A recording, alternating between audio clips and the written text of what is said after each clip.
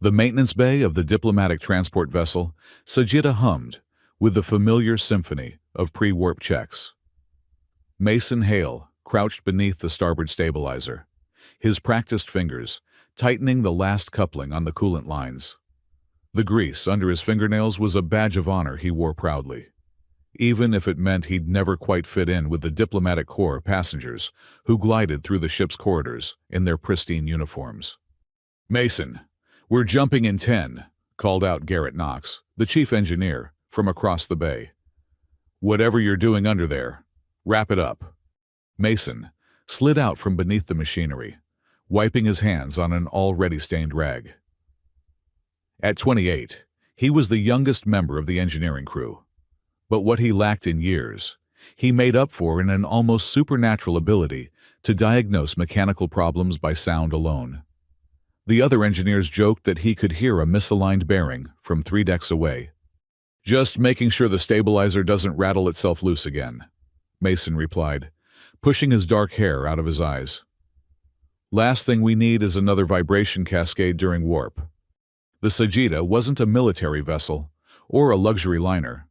It was a workhorse of the Free Passage Alliance, ferrying diplomats, scientists, and humanitarian supplies along the Lac-Long Quantum Gap corridor. This particular stretch of space served as a neutral highway between human colonies and the territories of half a dozen alien civilizations. It was a place where commerce and diplomacy mingled, where the future of interstellar relations was often decided over shared meals in cramped mess halls. Mason made his way to the passenger observation lounge, where he'd been asked to double-check the viewport seals before the jump. The lounge was already filling with passengers securing themselves for the transition to faster-than-light travel. Among them, he noticed Ambassador Nir Kadesh, his elongated Xi features marked by the characteristic blue-gray skin and 4-fingered hands. The ambassador was deep in conversation with Captain Rhea Solis, the ship's security chief, her stern expression suggesting the topic wasn't pleasant. But it was the figure by the main viewport that caught Mason's attention and made him nearly drop his toolkit. Alara Thine stood with her back to him, her biosuit gleaming under the lounge's soft lighting. The Thalisi pilot was impossible to miss. Her people's natural bioluminescent markings created subtle patterns along her exposed skin, and her modified flight suit incorporated their traditional armor elements, including the distinctive cowled top piece that protected the sensitive neural interfaces at the base of her skull. Mason had seen her around the ship before. Of course, she was one of their regular pilots, shuttling between the Sajida and various diplomatic stations. But he'd never actually spoken to her beyond the occasional nod in the corridors. She moved with a grace that seemed almost choreographed, each gesture deliberate and elegant. It was intimidating, especially for someone who spent most of his time elbow-deep in engine components. 5 minutes to warp," announced the ship's automated system. "All passengers and crew, please secure for transition." Mason forced himself to focus on his job, checking the viewport seals with more attention than strictly necessary. He was just finishing when he heard Alara's voice, melodious with the slight harmonic undertone characteristic of the Thalisi. "Garrett tells me you're the one who fixed the harmonic dampeners last week," she said. Mason turned, finding her amber eyes fixed on him with an intensity that made his cheeks warm. Yeah.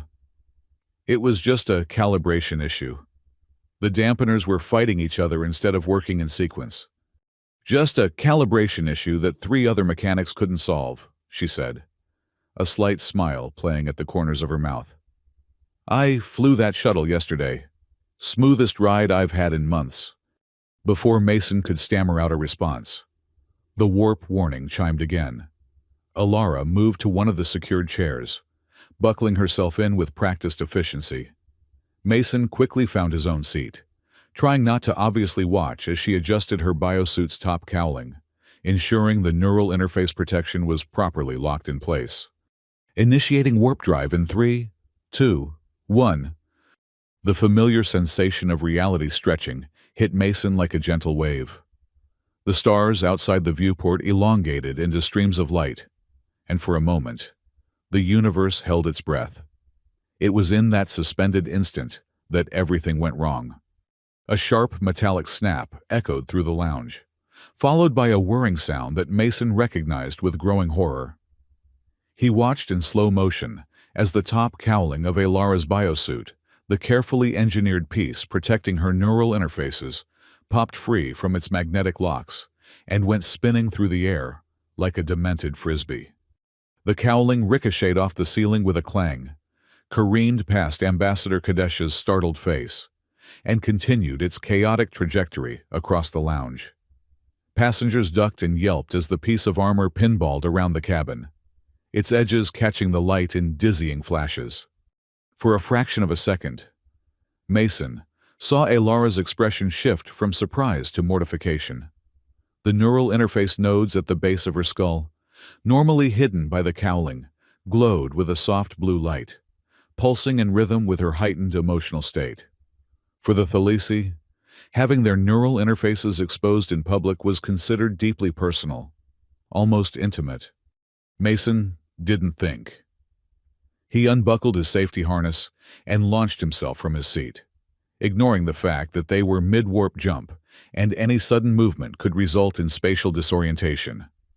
His hands moved with the same instinctive precision he used when catching a drop tool in zero gravity. He snatched the spinning cowling out of the air just before it could brain Dr. Yuki Tanaka, the ship's chief medical officer.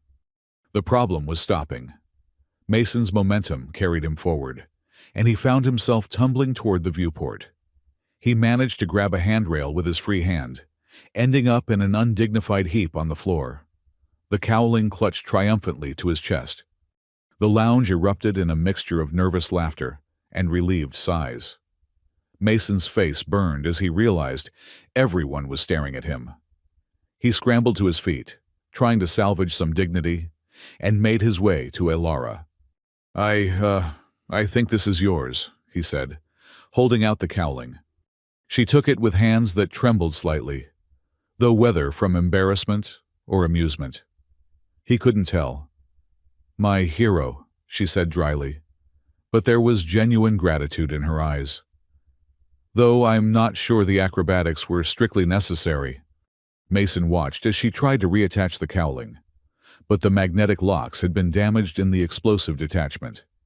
The piece wouldn't stay in place, threatening to go flying again at any moment. "Hold on," Mason said, his engineering instincts overriding his social anxiety. He pulled a length of high-tensile cargo strap from his toolkit, along with a couple of small neodymium magnets he always kept handy. "May I?" Alara nodded, and Mason went to work. His fingers moved with confident precision as he created a temporary but secure fastening system, using the magnets to anchor key points and the strap to provide tension. Within minutes, he had the cowling locked in place more securely than the original manufacturer's design. "There," he said, stepping back. "That should hold until you can get proper repairs. I reinforced the connection points, so it actually might be stronger than before." Alara reached up to touch the improvised repair, and when she found the right spot, the fastening made a small but distinctive ting sound. She laughed, a genuinely delighted sound that made something flutter in Mason's chest. "It sings," she said. "I have a musical hat now." "I can fix that," Mason started, reaching for his tools again, but she waved him off. "No, I like it. It's character building." She met his eyes again, and this time her smile was wider. "Alara Thine, I don't think we've been properly introduced, despite my apparently famous wardrobe malfunction." "Mason Hale," he replied, acutely aware that the entire lounge was still watching their interaction with barely concealed amusement. "Ship's mechanic and, apparently, part-time cowling catcher." The warp drive disengaged with its characteristic shudder, returning them to normal space. Outside the viewport, the familiar sight of Beacon Station Proxima came into view, its sprawling structure a testament to interspecies cooperation. Or at least, that's what the tourist brochures claimed. "Attention all passengers and crew." Captain Solis's voice cut through the returning normalcy. "We'll be docking at Proxima for a scheduled resupply stop. However, I've just received word that there may be delays.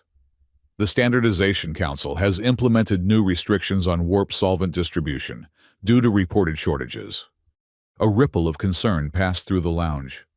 Warp solvent was the lifeblood of interstellar travel, the carefully refined substance that allowed ships to slip between the folds of space without tearing themselves or reality apart.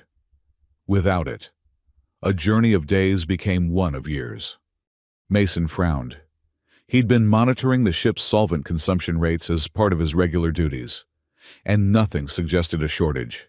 If anything, the refineries had been producing surplus for the past 2 years. His father had worked at one of those refineries before the accident that the Helix Corporation had blamed on him. "A shortage," Ambassador Kadesh said, his four-fingered hands steepling in the side gesture of skepticism. "How convenient, just as the humanitarian convoys to the drought-stricken worlds of the Outer Reach are scheduled to depart." "You're suggesting artificial scarcity?" Captain Solis asked, though her tone indicated she'd had the same thought. "I'm suggesting," the ambassador replied carefully, "that when the Consortium of 9 stands to profit from extended shipping delays, we should perhaps examine these shortages more closely." Alara had gone very still beside Mason, her bioluminescent markings dimming to almost nothing, a sign of deep thought among her people. "The Harmony Grid manages distribution across all sectors," she said slowly. "If there truly is a shortage, the algorithm should have predicted it months ago. Unless someone's been feeding it false data," Mason said quietly, not meaning to speak aloud. But once the words were out, he couldn't take them back. All eyes turned to him, and he felt his cheeks burn again. "I mean, it's just that the consumption rates have been steady. I track them every week as part of maintenance scheduling. There's no reason for a sudden shortage unless—" "Unless someone wants there to be one," Alara finished. She was looking at him with new interest now, her head tilted slightly. "You understand the grid's algorithm." "I understand machines," Mason corrected. "And the grid is just a very big, very complicated machine. If it's producing unexpected outputs, either it's broken, or someone's breaking it on purpose." The docking klaxons sounded, saving Mason from further scrutiny. As passengers began unbuckling and gathering their belongings, Alara touched his arm lightly. "We're forming an independent inspection team to visit the Andarta compression station," she said. "It's the main bottleneck for solvent distribution in this sector. Ambassador Kadesh thinks a few observers from the Free Passage Alliance might encourage more transparency in their operations." "That's great," Mason said, not sure why she was telling him this. "I'd like you to come with us." Mason nearly dropped his toolkit for the second time that day. "Me, but I'm just a mechanic. I don't know anything about diplomacy or inspections or—" "You know machines," Alara interrupted. "And you're right, the grid is a machine. A machine that might be lying to us." She paused, then added with a slight smile. "Besides, someone needs to make sure my cowling doesn't achieve escape velocity again." As if on cue, the improvised fastening made its little ting sound as she moved. They both laughed, and for a moment, the looming crisis of the solvent shortage seemed less dire. But Mason's mirth faded as he caught sight of the news feeds playing on the lounge's screens. Images of water transports stranded in space, their crews rationing supplies. Drought-stricken worlds where the population waited for relief that might never come.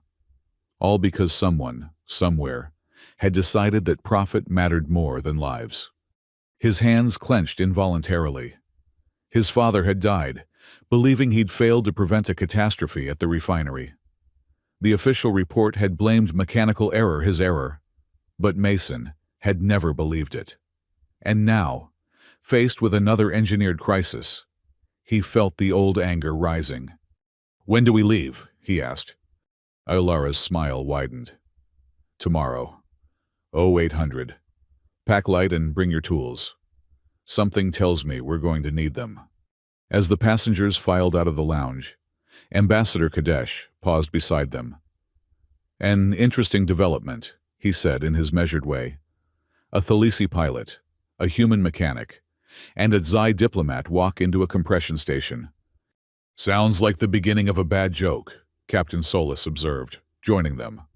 Or the beginning of something else entirely.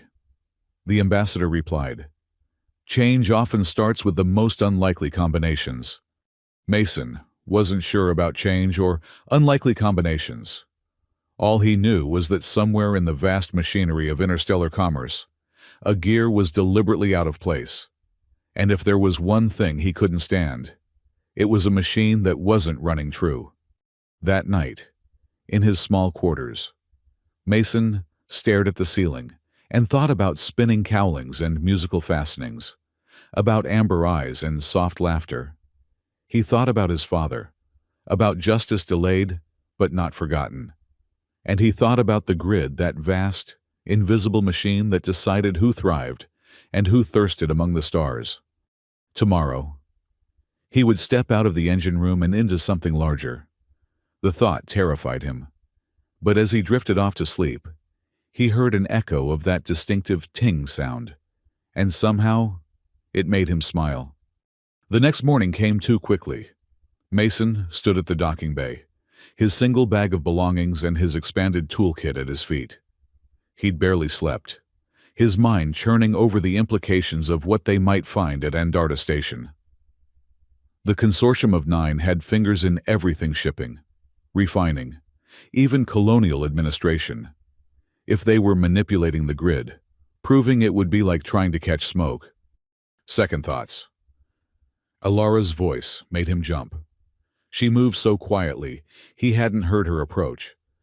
Third and fourth thoughts, Mason admitted. But I'm still here. She was wearing a different biosuit today. This one, more utilitarian than ceremonial. The repaired cowling sat perfectly in place, and when she turned her head, it made that now familiar ting sound. I've been thinking about what you said, she began, then paused as more team members arrived.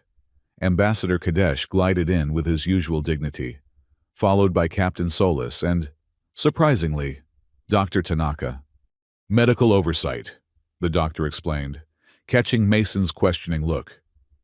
If there really is a shortage affecting humanitarian supplies, I need to document the potential impact.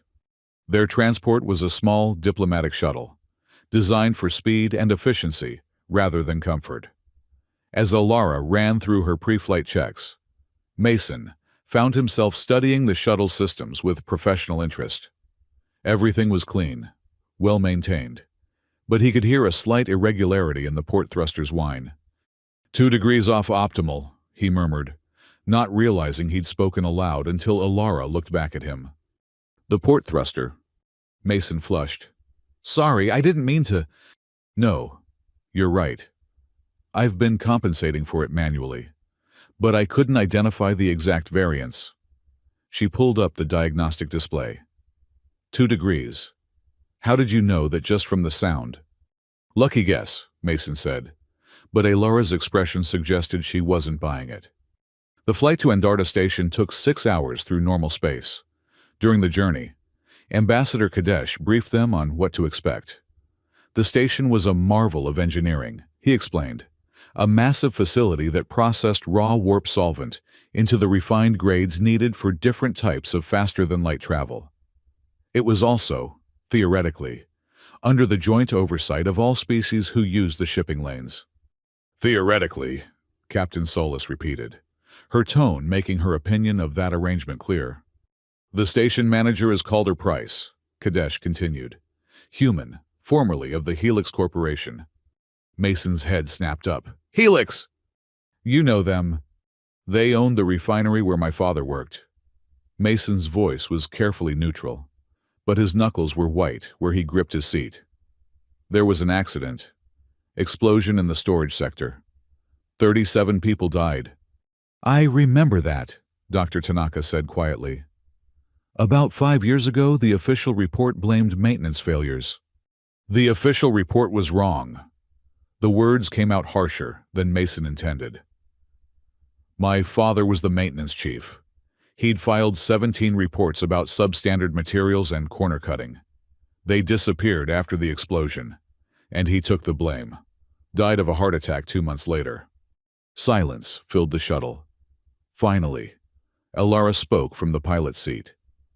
And now the same company's executive is managing the distribution point for an entire sector's warp solvent. Different company, technically, Kadesh said. Price moved to Andarta Industries after Helix dissolved. But yes, the connections are interesting. Mason stared out the viewport at the stars streaming past, his mind racing. Was this coincidence or something more? His father had always said that in complex systems, there were no real coincidences, just connections people hadn't mapped yet. Andarta Station appeared on their screens like a metallic spider, its processing arrays stretching out in 8 directions from the central hub. Ships of every configuration waited in orderly queues for their solvent allocations, from massive bulk freighters to small courier vessels. That's odd, Elara said, frowning at her displays. Look at the distribution pattern. Mason leaned forward, studying the traffic flow. It took him a moment to see what she meant. The luxury yachts and high-end commercial vessels were being processed through quickly, while the humanitarian transports waited in extended holding patterns. The grid is supposed to prioritize based on mission criticality, Captain Solis observed. Medical supplies, food, water, those should jump the queue. Should, Kadesh agreed. Shall we ask Manager Price why they aren't? Their shuttle was cleared for docking with surprising speed, the diplomatic credentials opening doors that might otherwise have remained closed. As they disembarked, Mason felt the familiar vibration of industrial machinery through the deck plates. But something was off. The harmonics were wrong, like an orchestra where half the instruments were slightly out of tune. Calder Price met them at the docking bay. He was a tall man in his 50s, with silver hair and a smile that didn't reach his eyes. Mason recognized the type corporate smooth, every word calculated for effect. Ambassador Kadesh. What an unexpected pleasure, Price said, though his tone suggested it was anything but. And Captain Solis, Dr. Tanaka. I wasn't aware we had an inspection scheduled. We're not here for an inspection, Kadesh replied diplomatically. We're simply interested observers, hoping to better understand the current distribution challenges. Price's gaze swept over their group, pausing on Mason. And you are? Mason Hale, Mason said, meeting the man's eyes steadily. Ship's mechanic. Something flickered in Price's expression. Recognition, calculation. It was gone too quickly to identify. Hale? That's an interesting name. Well, I'm sure we can arrange a tour, though I'm afraid you'll find everything quite in order. The shortage is regrettable but unavoidable. Demand has simply exceeded supply. Has it? Elara asked innocently. The grid's predictive models should have seen this coming months ago. Models are only as good as their data, Price replied. And unfortunately, consumption patterns have been erratic lately. Please, follow me. As they walked through the station's corridors, Mason's unease grew. The machinery was all wrong. He could hear it in the walls pumps running at less than optimal efficiency, compressors cycling in patterns that made no sense. It was like listening to a machine that was pretending to work hard while actually coasting. Tell me, Mr. Hale, Price said suddenly, falling back to walk beside him. Do you enjoy working on the Sagitta? It must be quite different from refinery work. Mason's jaw tightened. I wouldn't know. I've never worked in a refinery. No, I could have sworn. But perhaps I'm thinking of someone else. Price's smile was sharp as a blade. Hale is such a common name. They were shown the main processing floor, where massive machines refined raw solvent into usable grades. The tour was perfectly choreographed, hitting all the right notes. Too perfect, Mason thought. Like a stage play where everyone knew their marks. Might we see the distribution algorithm? Elara asked. I'd be curious how the grid interfaces with your local systems. I'm afraid that's proprietary, Price said smoothly. Corporate security, you understand. But I assure you, everything is operating within parameters. Mason found himself studying a secondary processing unit near the back of the floor. Unlike the others, this one was actually working at capacity. He could tell by the vibration frequency, the heat signature. But according to the status display, it was running at half power. Fascinating equipment, he said casually, pulling out a small scanner from his toolkit. Mind if I take some readings? Professional curiosity. Price's hand shot out, covering the scanner. I'm afraid I do mind. Mr. Hale, we can't have unauthorized scans in a secure facility. Of course, Mason said, pocketing the device. But he'd already seen what he needed. The unit was processing at full capacity while reporting half, which meant the other half was going somewhere off the books. The tour concluded in Price's office, a pristine space with a panoramic view of the docking arrays. Mason noticed that from here, you could see exactly which ships were being serviced and which were waiting. I hope this has been educational, Price said, settling behind his desk. As you can see, we're doing everything possible to manage the crisis.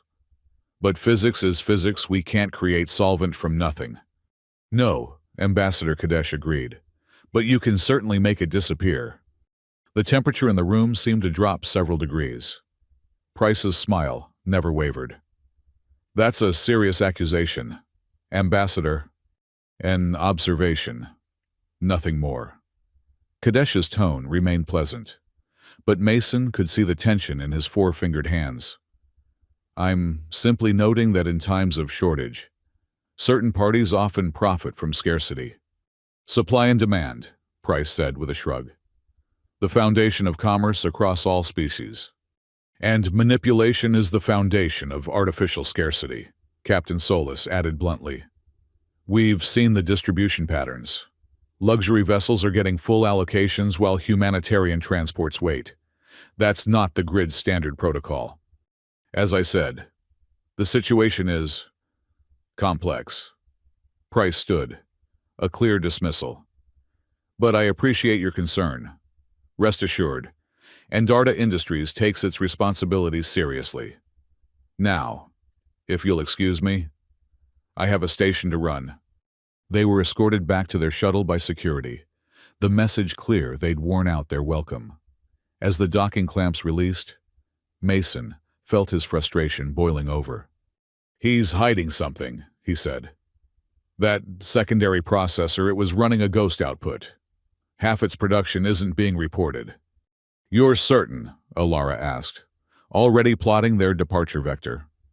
As certain as I am that your port thruster needs realignment. Mason pulled out his scanner, showing them the brief readings he'd managed to capture. Look at these harmonics. You can't fake mechanical resonance. That machine is working twice as hard as it claims. Which means what Dr. Tanaka asked. Which means, Ambassador Kadesh said slowly, that somewhere there's a very large amount of warp solvent that doesn't officially exist. We need proof, Captain Solis said. Real evidence, not just suspicions. Mason thought of his father, of 17 missing reports and 37 dead. Then we get proof, he said. The grid keeps logs of everything. If we can access the raw data. Breaking into the Harmony grid would be illegal, Kadesh warned. The diplomatic ramifications. Not breaking in, Mason interrupted. The grid is supposed to be transparent. Public access to allocation data is guaranteed under the Free Passage Charter. We just need to request the right files. Elara engaged the autopilot and turned to face them. He's right. Any citizen can request grid data. The trick is knowing what to ask for. And I suppose you know, Captain Solis asked. Mason and Elara exchanged glances. Between a pilot who understands navigation algorithms and a mechanic who can read machine harmonics, Elara smiled. I think we can figure it out. As they flew back toward the Sagitta, Mason felt something shifting. This wasn't just about mechanical failures or corporate greed anymore. This was about patterns the kind his father had seen, the kind that got people killed when they looked too closely. But this time would be different. This time, he wasn't alone. Elara's cowling made its characteristic ting as she adjusted course. And despite everything, Mason found himself smiling. It was such a small sound. But somehow, it had become a reminder that even in a universe of vast conspiracies and impossible odds, sometimes the most important connections started with the simplest moments. A top falling off in warp space, a makeshift repair, a soft laugh in a crowded lounge, and maybe, just maybe, a chance to finally make things right. The Sagitta's secondary computer lab was cramped and smelled faintly of recycled air and old coffee. Mason had commandeered the space within hours of their return from Andarta Station, transforming it into what Elara had dubbed the Cave of Conspiracy. Multiple screens displayed scrolling data streams, diagnostic charts, and allocation patterns dating back 3 years. You know, Elara said, passing him another cup of the ship's notoriously bitter coffee. Most people take up less obsessive hobbies. Gardening, perhaps. Collecting vintage data chips. Mason barely looked up from his screens. Those allocation spikes aren't random. Look every time there's a humanitarian crisis. The grid reports a shortage exactly 18 hours before the relief convoys are scheduled to depart. 18 hours, she repeated, settling into the chair beside him. Her cowling made its familiar ting as she leaned forward to study the data. Just enough time for prices to spike, but not enough for alternative suppliers to mobilize. Exactly. Mason pulled up another chart. This one, showing refinery outputs. And here's the really interesting part. The refineries never actually reduce production. The solvent just vanishes from the system between processing and distribution. Ambassador Kadesh entered the lab, having to duck slightly to accommodate his psi height.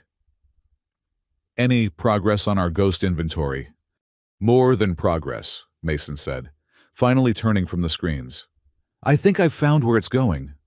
He brought up a 3-dimensional map of the shipping lanes, highlighting specific routes in red. These are all registered as maintenance corridors, basically dead zones where ships aren't supposed to travel because of radiation or debris fields. But look at the energy signatures. Kadesh studied the display, his 4-fingered hands tracing patterns in the air. Those are drive signatures. Ships are using these corridors. Ships that don't appear in any official registry, Elara added. I cross-referenced with pilot logs from the Free Passage database.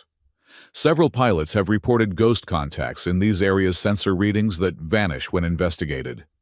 A shadow fleet, Captain Solis said from the doorway. She entered carrying a secured datapad, her expression grim. I've been doing some investigating of my own. Calder Price doesn't just work for Andarta Industries. He's a major shareholder in Stellar Vault Logistics. Never heard of them, Mason said. Because they don't officially exist. They're registered through 17 shell companies across 9 different systems. Solis showed them the corporate structure on her pad. But trace the ownership back far enough, and you find connections to all 9 members of the consortium. The consortium of 9 is running illegal warp solvent through hidden corridors. Kadesh summarized slowly. Creating artificial shortages to drive up prices, while selling the missing inventory at premium rates. It's worse than that, Mason said quietly. He pulled up one final display, a list of delayed humanitarian missions. These are all the relief efforts that have been postponed due to shortages in the last year. Water deliveries to drought worlds, medical supplies to plague zones, food to famine regions. The lab fell silent as they absorbed the human cost of the conspiracy. Dr. Tanaka had joined them at some point, and her face was pale as she read the statistics. 47,000, she whispered. That's how many people have died, waiting for supplies that were sitting in a shadow warehouse somewhere.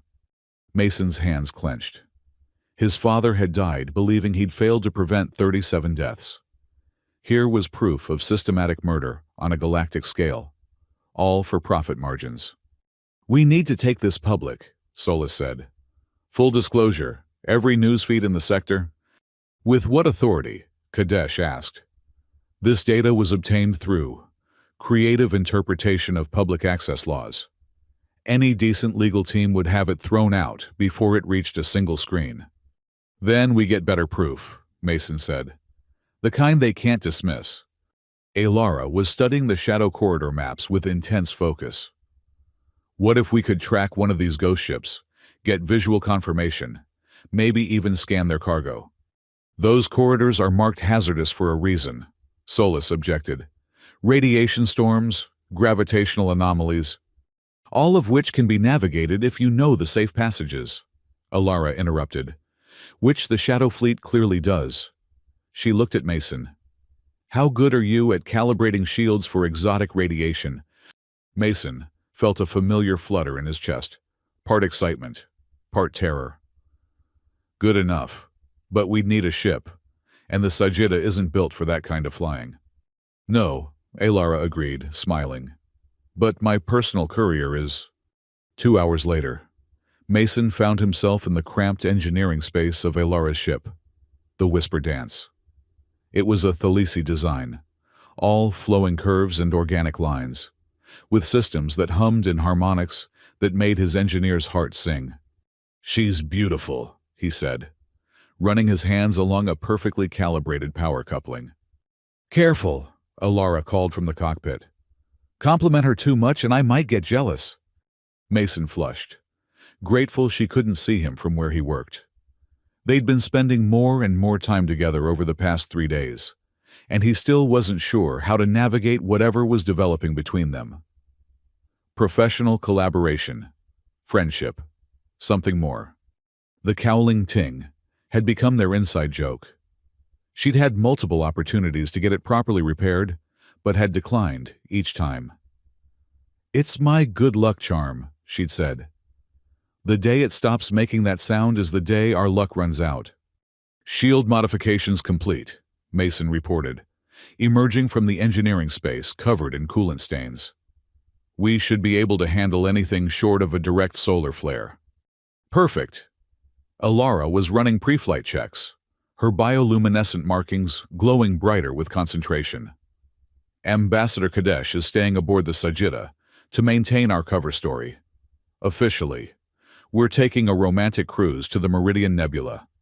Mason nearly dropped his diagnostic scanner. Oh, what?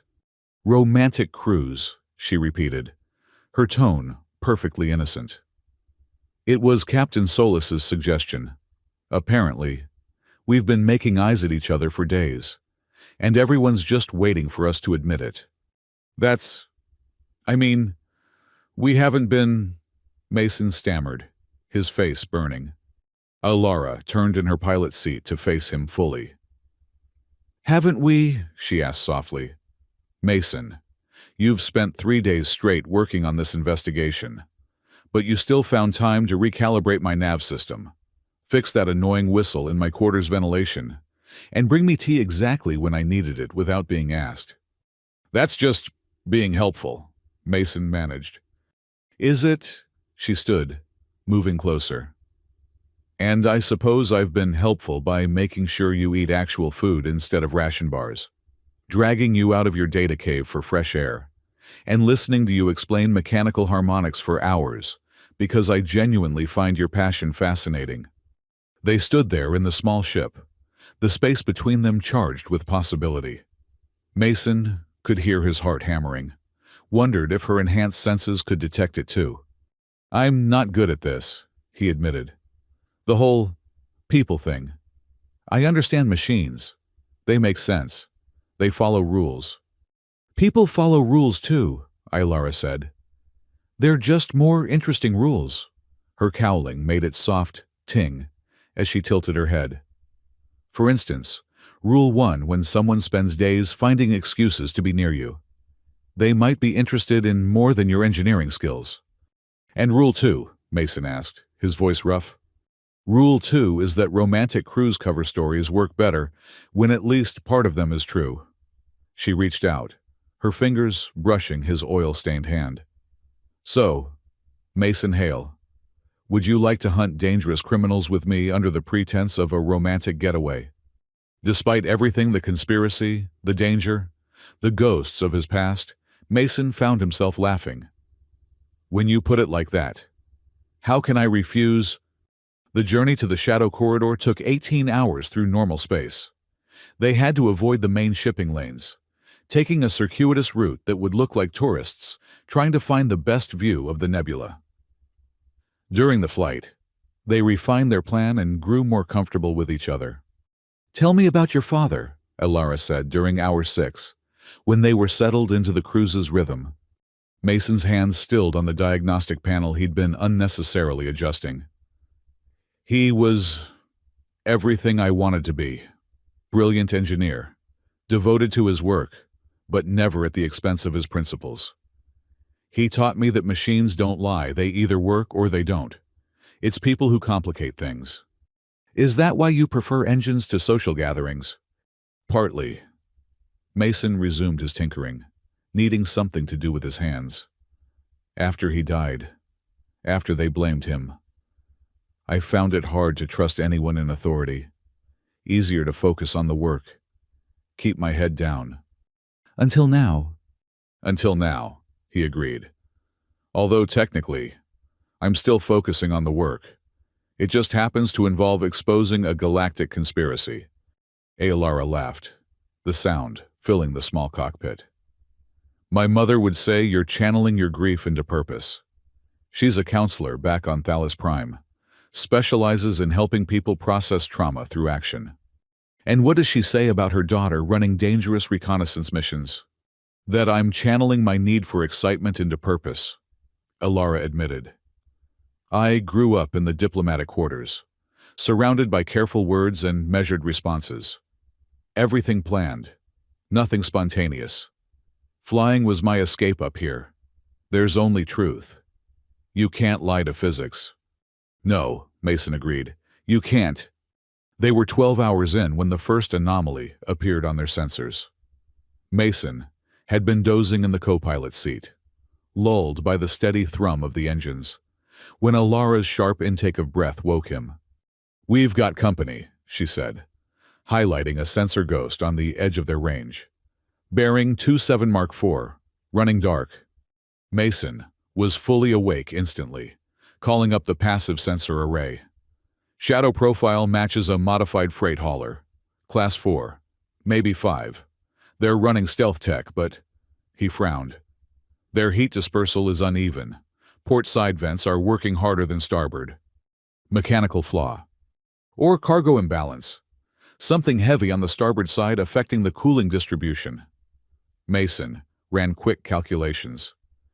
If that's refined warp solvent, it's enough to supply a small fleet for a year, Elara finished. Recording everything. How close do we need to get for a detailed scan? Too close for safety. But... Mason pulled up the ship's specifications. Your Thalisi sensors are more sensitive than standard. If we can get a resonance reading off their hull, I can extrapolate cargo composition from the vibrational patterns. Vibrational patterns, Elara repeated, amused. You really do hear the universe differently than the rest of us. Everything vibrates, Mason said absently, already adjusting their sensor arrays. Different materials, different frequencies. Warp solvent has a very specific resonance signature. I've been around it my whole life. They shadowed the ghost ship for 3 hours, maintaining the appearance of tourists who'd gotten lost. Twice.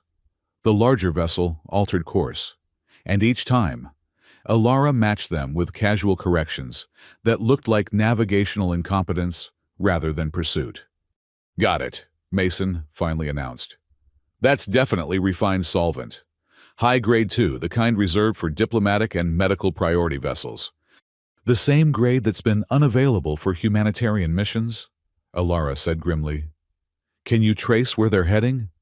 Mason worked the calculations, factoring in their trajectory and the local gravitational influences. 3 possible destinations, but given their current heading. There's a dead moon in the Arcturus cluster. Official charts listed as unsuitable for development due to tectonic instability. Perfect place to hide a warehouse facility. If you don't mind the occasional moonquake, Mason paused. We should head back. We have what we came for. Do we? Alara asked. A sensor reading and trajectory analysis. Kadesh was right. Any legal team worth their fees would tear this apart. We need visual confirmation. The dead moon is another 6 hours from here. If something goes wrong, then we'd better make sure nothing goes wrong. Alara's markings pulsed with determination. You said it yourself, 47,000 people died because of these bastards. I won't let that number climb because we were too cautious to get proof. Mason wanted to argue, but the memory of those statistics stopped him. His father would have pushed forward, would have demanded the truth, no matter the cost. All right, he said. But we do this smart, full stealth approach, passive sensors only. At the first sign of trouble, we run. Agreed. Alara's hand found his briefly. Thank you. I know this isn't easy for you. None of this is easy, Mason admitted. But maybe that's why it needs doing. The journey to the dead moon tested every skill they had between them. The region was littered with debris from the moon's periodic surface fractures, requiring careful navigation. Mason found himself calling out hazards, while Alara flew with a precision that took his breath away. Rock cluster, bearing 117. I see it. Adjusting. Metallic fragment at 2 o'clock. Wait. That's not debris. Mason enhanced the image. That's a sensor buoy. Military grade. They've got perimeter security. Alara immediately killed their forward momentum, letting them drift. How's our stealth holding? Still clean, but if we get much closer. Mason studied the buoy's configuration. Hold on. The power signature's wrong. These buoys are networked, but they're only drawing enough power for passive monitoring. Meaning they're not scanning for ships. They're scanning for official transponder codes. As long as we stay dark, we're invisible to them. It was elegant in its simplicity. Official vessels would never run dark. Regulations required active transponders at all times. Only smugglers and pirates disabled their identification systems, and they were exactly who the Shadow Network would welcome. They slipped past the sensor perimeter, using the moon's weak gravity well to mask their approach. And then they saw it. Mother of stars, Alara breathed. The hidden facility was massive, built into a crater that provided natural shielding from casual observation. Mason counted at least 20 docking bays, half of them occupied by ships matching their Ghost Contact's profile. Automated loaders moved between the vessels and a central warehouse structure that could have held a small city. Are you recording? Mason asked, his voice tight. Everything, multiple spectrum, full resolution. Alara was all business now, her pilot instincts taking over. I'm reading. Mason. The energy output from that facility could power a colony. They're not just storing solvent, Mason realized. They're processing it, probably diluting the high-grade stuff, stretching supplies even further. A new contact appeared on their screens, another ghost ship, this one arriving from a different vector. They watched as it was guided into a docking bay by automated systems. No crew visible, Alara noted. Full automation. Reduces witnesses, Mason said darkly. Can you get close enough to read the facility's data streams? If we could tap into their inventory system? That would require active scanning. The moment Alara stopped. Wait, your magnetic fastening on my cowling. Could you modify it to create a targeted resonance pulse? Mason blinked at the unexpected question. In theory, yes. But why would understanding dawned? You want to use your cowling as a passive resonance detector. The pulse bounces off the facility. We read the return signal. Would it work? It's insane, Mason said, already reaching for his tools. Brilliant, but insane. Give me 10 minutes. He worked with focused intensity, modifying the magnetic clasps he'd improvised days ago into something far more complex. When he finished, the cowling didn't just ting, it sang, a pure note that seemed to resonate through the ship's hull. One pulse, he warned. Any more and they'll detect the pattern.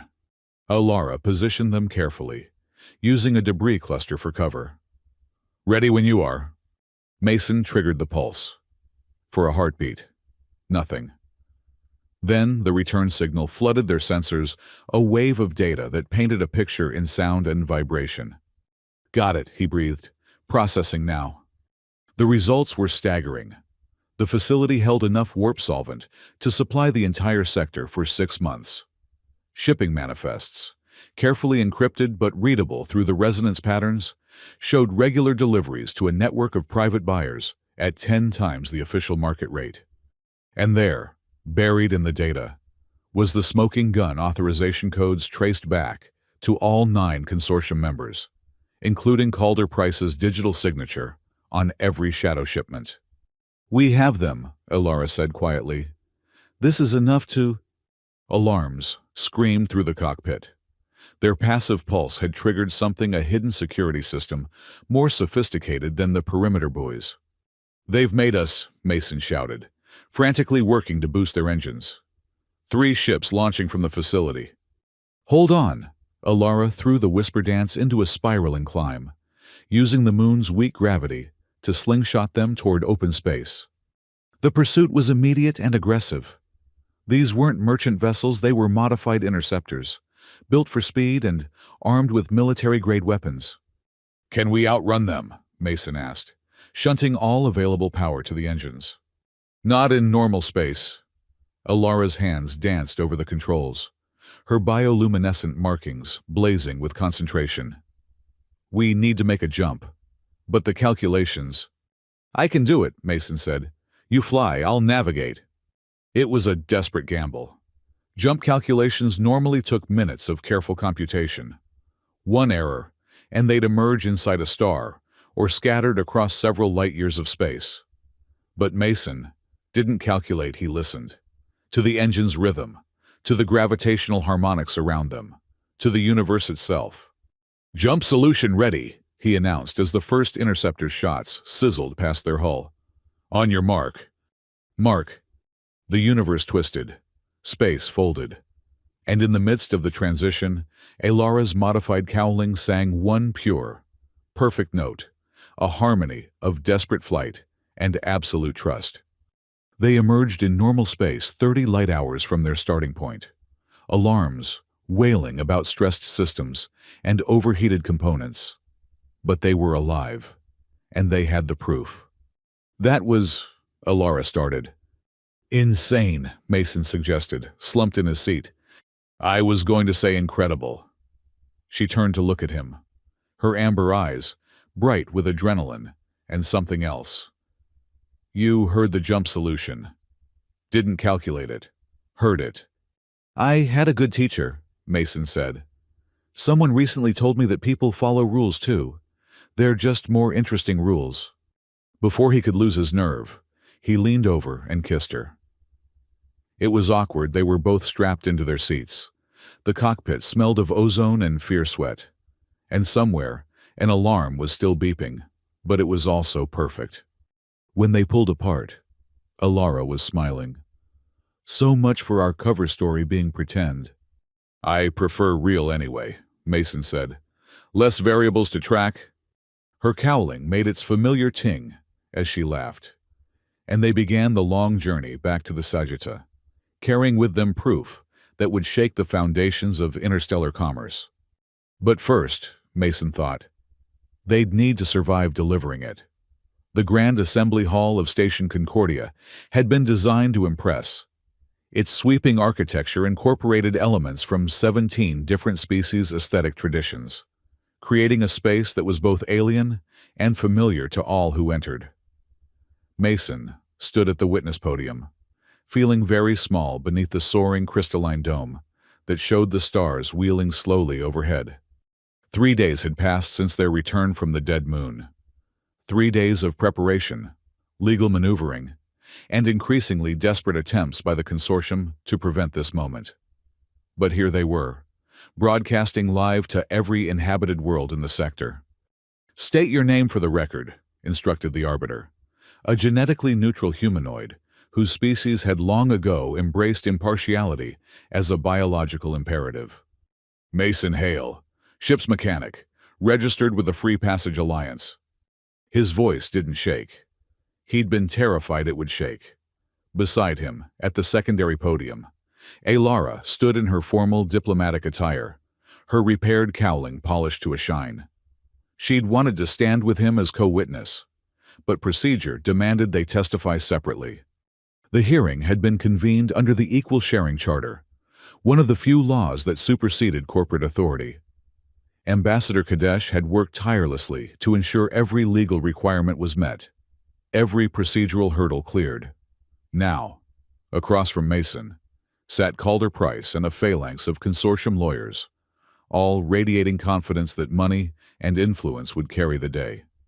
"Mr. Hale," began the lead prosecutor, a severe woman named Prosecutor Vera Ashton, "you claim to have evidence of systematic manipulation of the Harmony Grid.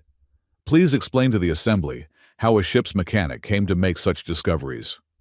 Mason took a breath, feeling the weight of thousands of eyes upon him, those in the hall, and the millions more watching the broadcast. His father had never gotten this chance. 37 people who died at the refinery had never gotten this chance. "I listen to machines," he said simply. "That's my job, and the grid, for all its complexity, is just a machine. When a machine lies, it sounds different than when it tells the truth." A ripple of murmurs through the assembly. Price's lawyers exchanged glances. "Could you be more specific?" Ashton pressed. Mason activated his presentation display, showing the data they'd collected. "Every machine has a rhythm. When the grid reported shortages, the rhythm was wrong, like a heart skipping beats. So I started mapping the inconsistencies." He walked them through it step by step, the phantom allocations, the shadow corridors, the impossible mathematics of solvent that existed and didn't exist simultaneously. His hands moved steadily as he explained, finding comfort in the technical details. "This is all very interesting," interrupted one of Price's lawyers, a thin man with predatory eyes. "But you're asking us to believe that you, a mechanic with no formal data analysis training, discovered something that escaped the notice of hundreds of grid administrators." "I'm not asking you to believe anything," Mason replied. "I'm showing you the evidence. The resonance patterns don't lie." "Resonance patterns," the lawyer scoffed. "Next, you'll be telling us you can hear the grid's feelings."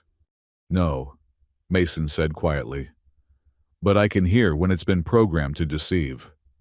Just like I could hear it when the safety systems at my father's refinery were overridden. Some patterns, once you've heard them, you never forget." That stopped the lawyer cold. Price shifted in his seat, his expression unreadable. "Let's discuss your recent activities," Ashton continued. "You undertook an unauthorized reconnaissance mission to a restricted area. Some might call that criminal trespass." "The moon wasn't restricted," Alara interjected from her podium. "Dead worlds are open space under maritime law. We were tourists taking in the sights. Tourists who happened to discover a massive illegal storage facility," Ashton noted dryly. "How fortunate." "We followed the evidence," Mason said. "The grid showed solvent disappearing. We wanted to know where it went. And you found it. We found enough warp solvent to supply the entire sector for 6 months. Hidden, hoarded. While people died waiting for deliveries that never came." The display shifted to show the facility recordings. Gasps echoed through the assembly as the scale became clear. Even some of Price's lawyers looked uncomfortable. This footage could be fabricated, Price's lead counsel argued. Deep fakes are sophisticated these days. Then, let's discuss what can't be faked. Mason interrupted. He pulled up a new display, the resonance signature of the facility. This is the harmonic pattern of refined warp solvent, specifically, medical-grade solvent with the molecular markers used in humanitarian shipments. I know this signature because I've calibrated hundreds of storage units to maintain it safely. He overlaid it with another pattern. This is the signature we detected at the hidden facility. They're identical. You can't fake molecular resonance. You can't fabricate the song of matter itself. The song of matter, someone in the gallery repeated mockingly. Mason's temper finally sparked. You think this is poetry metaphor, fine. Let me be direct. While you've been playing market games, real people have died. Children on drought worlds waiting for water purification deliveries. Colonists suffering from preventable diseases because medical supplies were unavailable. My father. His voice caught, but he pushed through. My father died believing he'd failed to prevent deaths at his refinery. But he didn't fail. The system failed him. The same system that's failing thousands right now. Mr. Hale, the arbiter warned, please confine yourself to the evidence. The evidence is 47,000 dead, Mason shot back. That's not a statistic. That's 47,000 individuals who trusted the system to work, who believed that scarcity was real and not manufactured for profit.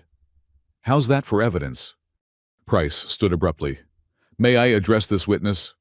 The arbiter nodded. Price approached slowly, his corporate smile firmly in place. Mr. Hale, you seem very passionate about this cause. One might wonder why. Is it really about justice? Or is this perhaps about revenge? Your father's reputation was, shall we say, tarnished by his failure at the refinery. Are you trying to rehabilitate his memory by attacking the system itself? Mason felt the old anger surge. But Elara's presence beside him was like an anchor. He could hear her breathing, steady and calm. The soft ting of her cowling as she shifted reminded him of all the small moments that had led here. My father taught me that machines don't lie, Mason said evenly. He also taught me that when they fail, you don't blame the machine. You look for the person who sabotaged it.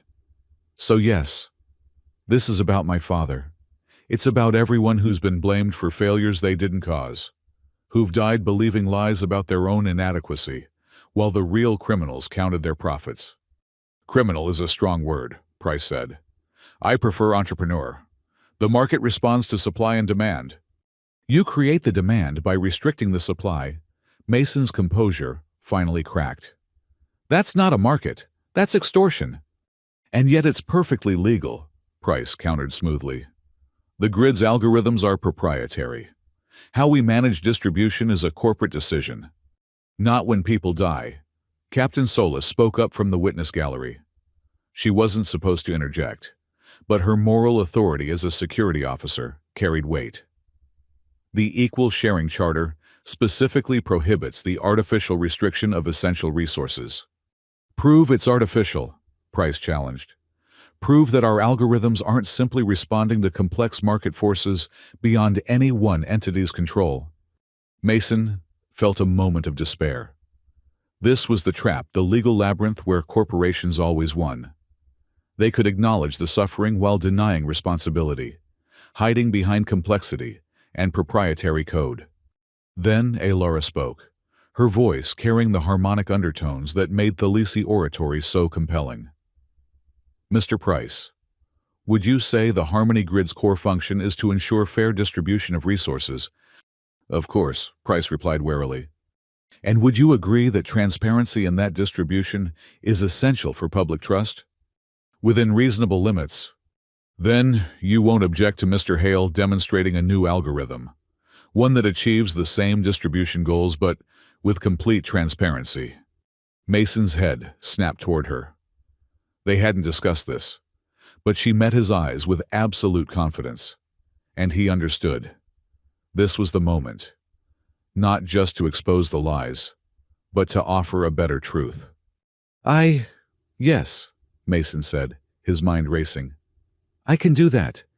His fingers flew across the interface, pulling up code he'd been working on during their preparation. It wasn't complete, wasn't perfect, but it was honest. This is an open-source distribution algorithm, he explained, as the code flowed across the displays.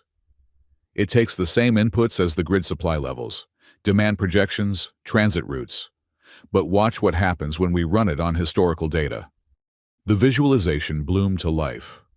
Instead of the grid's smooth curves that always seemed to show scarcity, his algorithm revealed the truth, abundance being artificially constrained, resources diverted to create profitable bottlenecks. That's not possible, one of Price's data analysts stammered. The grid accounts for thousands of variables that you've added to obscure the basic truth. Mason interrupted. Strip away the complexity and it's simple. There's enough for everyone. There's always been enough. You just profit from making people believe otherwise. The assembly erupted. Representatives from the drought worlds were on their feet, shouting. Price's lawyers huddled in frantic conference. Through it all, the arbiter maintained order with patient authority. This proves nothing, Price said when quiet returned, but his confidence was cracking. A simplified model can't capture real-world complexity. Then let's test it, Ambassador Kadesh suggested, speaking for the first time from his position as official observer. Run both algorithms in parallel for one cycle. See which one better serves the public good. That's not how the system works, Price protested. The grid is integrated into every aspect of commerce. You can't just swap algorithms like changing parts in an engine. Actually, Mason said, you can, if you know what you're doing. He pulled up another display. I've already created the interface. It would take maybe 6 hours to implement, running alongside the grid without disrupting current operations. Unless, of course, you have something to hide. The trap was reversed. Refuse the test and admit guilt. Accept it and watch their profit margins evaporate as true distribution returned. This is ridiculous, Price snarled, his corporate mask finally slipping. You can't rewrite the fundamental structure of interstellar commerce based on the fantasies of a grease-stained mechanic and his alien. He stopped, but too late. The slur hung in the air like a toxic cloud. His alien what? Alara asked sweetly, her bioluminescent markings pulsing with controlled anger. Please, finish your thought. I'm sure the Assembly would love to hear your views on interspecies cooperation. Mason stepped forward, placing himself between Alara and Price. You want to make this personal? Fine. Let's make it personal. Show us the real grid code, not the public interface, the actual core algorithm. If you've got nothing to hide, prove it. That's proprietary. That's what guilty people say, Mason shot back. My dad filed 17 safety reports before your friends at Helix killed him, and 36 others. Those reports vanished, just like the solvent vanishes, just like the truth vanishes whenever it threatens your bottom line. But not today. Today, you show us the code or admit you're running a murder-for-profit scheme dressed up as market dynamics. Price's face had gone pale. Around the assembly, voting panels were lighting up as representatives registered their positions. The momentum was shifting, and everyone could feel it. Perhaps, the arbiter said into the charged silence, we should recess while both parties consider— No recess, Captain Solis called out. Too many delays already. Too many deaths. Vote now. Open the grid or admit complicity. The chant started in the gallery, colonists and traders and ordinary citizens who'd come to witness. Open the grid! Open the grid! It spread through the assembly, growing louder with each repetition. Prosecutor Ashton raised her hand for silence. The people have presented evidence of systematic manipulation of essential resources. The defense has offered skepticism and personal attacks.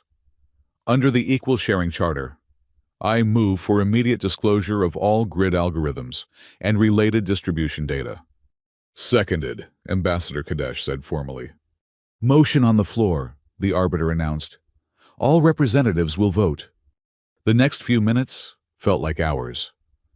Mason watched the voting tallies climb, each light another voice for transparency or complicity. Beside him, Alara's hand found his, squeezing gently. Whatever happens, she murmured. You did it. You stood up. We did it, he corrected. I couldn't have. Voting is closed, the arbiter announced. By a margin of 73%, the motion passes. The Harmony Grid Code will be opened for public inspection within one standard day. Additionally, pending full investigation, all consortium distribution licenses are suspended. Management of essential resources will transfer to public oversight immediately. The assembly exploded in chaos. Price was screaming about lawsuits, about economic collapse, about the sanctity of private property. His lawyers tried to restore order, but the verdict was final. Furthermore, the arbiter continued, raising its voice above the din. Criminal investigations will be opened into any deaths resulting from artificial scarcity. Mr. Price, you and your associates are advised to seek counsel. Mason felt his knees go weak. They'd won. Somehow, impossibly, they'd won. Not through violence or revolution, but by telling the truth in a way that couldn't be ignored. Mr. Hale, Prosecutor Ashton, approached as the assembly dissolved into 100 individual conversations. That was unconventional, but effective. We'll need your algorithm for the transition period. Will you oversee its implementation? Mason looked at Alara, who smiled. I'm just a mechanic, he said. But yeah, I'll help. Someone needs to make sure the machine runs true. As security led a still protesting Price away, Dr. Tanaka appeared at Mason's elbow. Medical transports are already being redirected to the released stockpiles, she reported, tears in her eyes. The first water shipments will reach the drought worlds within days. You did it. You actually did it. He had help, Alara said, her cowling making its familiar sound as she leaned against Mason. Turns out combining a shy mechanic with a chatty pilot creates something unexpectedly powerful. A conspiracy of competence, Ambassador Kadesh observed, joining them. Though I must say, Mr. Hale, your courtroom technique could use refinement. I'm not a lawyer, Mason said. I just fix things that are broken. And sometimes, Kadesh replied. That's exactly what's needed. The crowd was thinning now, representatives returning to their worlds with news of the upheaval. Mason should have felt triumphant, but mostly he felt drained. The anger that had driven him for so long was giving way to something else, a quiet grief for all those who died believing lies. Come on, Alara said, tugging his hand. Let's get out of here. I know a quiet bar on the lower levels where they serve real coffee, and no one talks about algorithms. As they walked through Concordia's corridors, Mason's communication device chimed. A message from an unknown sender, but the content made his breath catch. Frank Hale would be proud. Your mother sends her love and says it's time to come home. The family refinery is being rebuilt honestly this time. We could use a good mechanic. Mason stared at the message, emotions overwhelming him. He'd assumed any family connections were lost after the disgrace. To know his mother had been watching, waiting, believing in him. Good news, Alara asked gently. My family, Mason managed. They want me to come home, help rebuild what Helix destroyed. That's wonderful. But there was something careful in her tone that made him look up. You could come with me, he said quickly. I mean, if you wanted. The refinery will need pilots and… Mason? She stopped him with a finger to his lips. Breathe. We just toppled a galactic conspiracy. Let's maybe figure out us before we plan the rest of our lives. He laughed, feeling lighter than he had in years. Right. Coffee first. Life-altering decisions later. Exactly. She started walking again, then paused. Although, I've been thinking about that open source algorithm of yours. It needs a distributed network to run properly. Doesn't it multiple nodes across different systems to prevent anyone from capturing it again? Ideally, yes. And those nodes would need regular maintenance. From someone who understands the deep code. Someone who can hear when the machine starts lying again. Mason began to understand. That's a lot of travel. System to system, keeping the network honest. Good thing you know a pilot with her own ship. Alara's smile was radiant. Partners. In all definitions of the word. Instead of answering, Mason reached up and gently adjusted her cowling, triggering the ting sound that had started everything. I think that can be arranged. They walked on together, leaving behind the grand assembly hall where they'd changed the course of history. Ahead lay the quiet bar Alara had promised, and beyond that, a universe of possibilities. The grid would be open, the lies would end, and somewhere among the stars, two unlikely partners would keep the machine of civilization running true. But first, coffee. Real coffee. And maybe, if Mason could find the courage, another kiss without alarms blaring or interceptors chasing them. After all, he'd faced down the consortium of 9. How hard could romance be?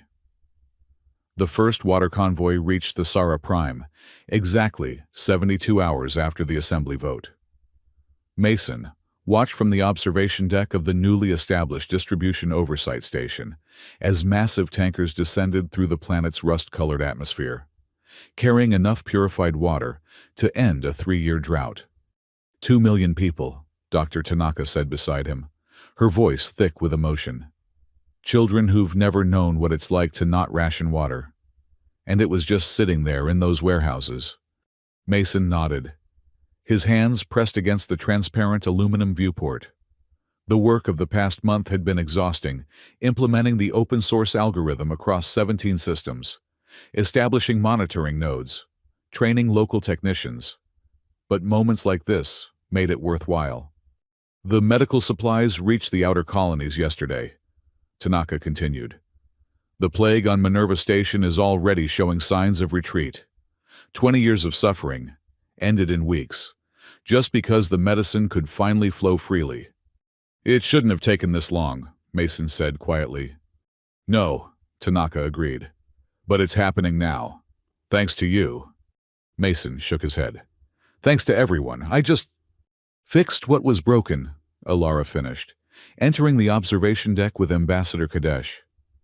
You really need to learn to accept compliments. You know. Her cowling made its familiar ting as she moved, and Mason found himself smiling despite his conflicted emotions. She'd been away for 3 days, ferrying diplomatic teams to the newly liberated distribution nodes. He'd missed her more than he'd expected. The implementation is proceeding smoothly, Kadesh reported, his 4-fingered hands clasped behind his back. 16 of the 17 systems have fully integrated the transparent algorithm. Only Nexus Gamma remains, resistant. Price's old stronghold, Mason noted. They're still claiming proprietary rights. Among other things. Kadesh's expression was carefully neutral, a bad sign among the typically expressive Psi. They've hired new legal representation, the Blackstone Collective. Mason felt his stomach drop. The Blackstone Collective were known throughout human space as the lawyers who could make anything legal, given enough time and money. They'd successfully defended corporations, accused of everything from environmental devastation to slave labor, always finding loopholes or technicalities. They're challenging the assembly ruling, Alara asked. On 14 different grounds, Kadesh confirmed. But that's not the concerning part. They're also launching a countersuit against Mr. Hale personally. Defamation, corporate espionage, destruction of private property, the list is extensive. That's ridiculous, Mason said, though his voice lacked conviction. He'd known this was coming. You didn't humiliate the consortium of 9 without consequences. Ridiculous. Yes, but potentially effective. Kadesh handed Mason a data pad. They're seeking damages of 50 million credits, plus criminal charges that could result in significant incarceration. Mason stared at the legal documents, the words blurring together. 50 million credits. It might as well be 50 billion. A mechanic's salary wouldn't cover the interest in 1,000 years. We'll fight it, Alara said firmly, moving to stand beside him. The Assembly will provide legal support. Will they? Mason asked, his voice hollow.